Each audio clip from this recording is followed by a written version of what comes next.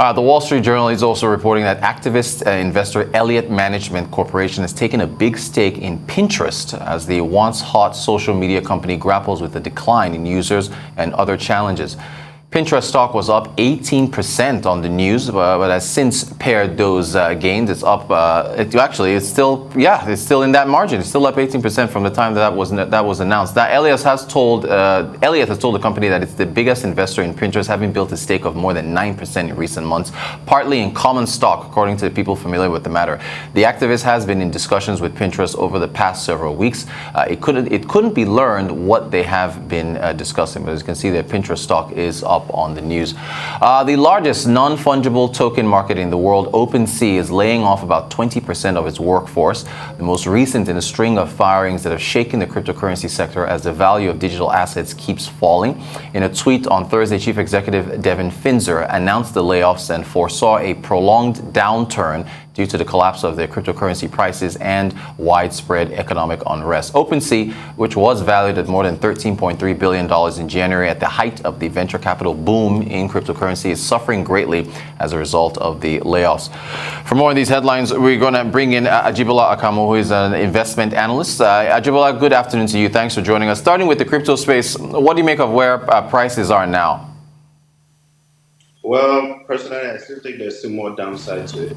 We saw the inflation numbers of the US come out a bit about yesterday, 9.1%. But I even see Nigeria's inflation rate at 18.6%. It's just giving more ammunition for central bankers and monetary policymakers to go on a more aggressive contractionary monetary policies. So that means we're talking about interest rates hike and, more or less in a bid to reduce the circulating supply of the dollar.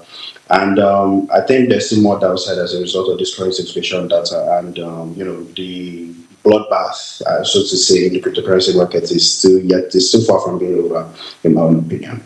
And would you include what we just heard about NFT platform OpenSea laying off 20% of its workforce, and the CEO talking about a crypto winter? Okay, I mean, we need to understand the systematic importance of OpenSea. OpenSea is literally the largest NFT platform in the whole world. And if they are going about to lay off 20% of their staff, then, it shows that there's a real problem. And the problem isn't necessarily because of the downturn we're seeing in the market, but as a result of the kind of risk management structures these cryptocurrency companies have been adopting going forward. It almost seems as if these companies have not necessarily been planning for circumstances like this, which legacy organizations have foolproof plans for, if you understand what I mean. Now, look at it from this perspective. OpenSea, looking at data, OpenSea, compared to last year and this year, in July alone, OpenSea has been averaging about $15 million in transaction volume.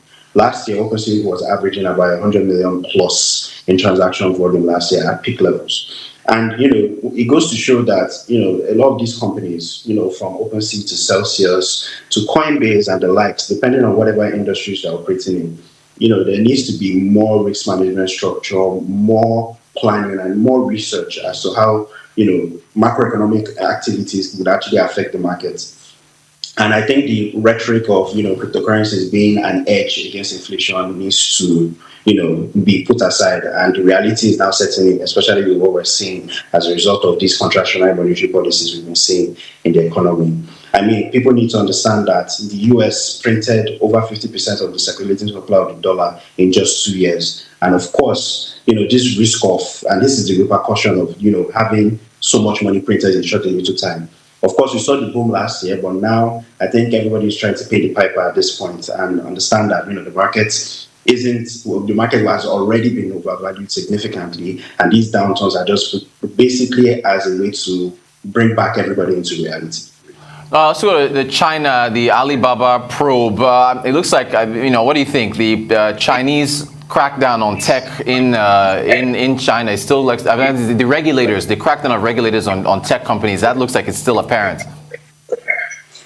Yes, but let's focus on what happened in China. This is literally the largest data breach in Chinese history.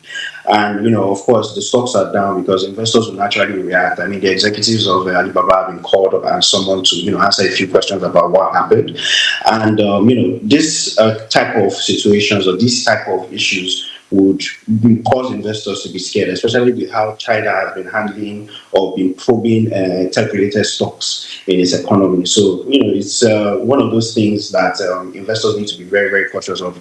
And, the bear market that we're seeing today is not helping markets, especially with tech stocks. Majority of the tech stocks, both in the US and China, are down over 50%. And, weighing in on this type of bad news for Alibaba, so to say, it doesn't bode a good or bright future for Alibaba as a stock, and tech and listed companies in China, really. It doesn't bode well for them. The Elon Musk Twitter saga continues. Your take on the SEC saying they were looking into that tweet from May 17th? Elon Musk, at this point, I personally just tell everyone that, do not take this man seriously, do not take his tweets seriously, but that's personal to me. But at the end of the day, what is investing? Investing is basically finding out information in the market and using that information to make trades or to more or less make money. And when Elon Musk tweets stuff and puts stuff online, people would like to lynch on them and try to, position themselves and, more or less try to make money from whatever he's tweeting, whatever he's saying. We should understand that, Musk is very, very influential, especially when it comes to financial market, being the fact that he is the world's richest man, over 100 billion in net worth, and he's controlling one of the biggest companies in the whole world. And, the back and forth with the probe by the SEC is apparent, and the major thing that needs to be determined now is if it is material enough for Elon Musk to actually walk away from the deal, based on the fact that the bot or fake accounts is material enough for Elon Musk to walk away from the deal. I think that's what the US SEC is trying to determine, and we will see where that will go, honestly. What do you make of this activist investor Elliotts taking his reported stake, according to the Wall Street Journal, in Pinterest? Pinterest has actually been one of those, those platforms that have gotten a lot of, what's the right word I can use here?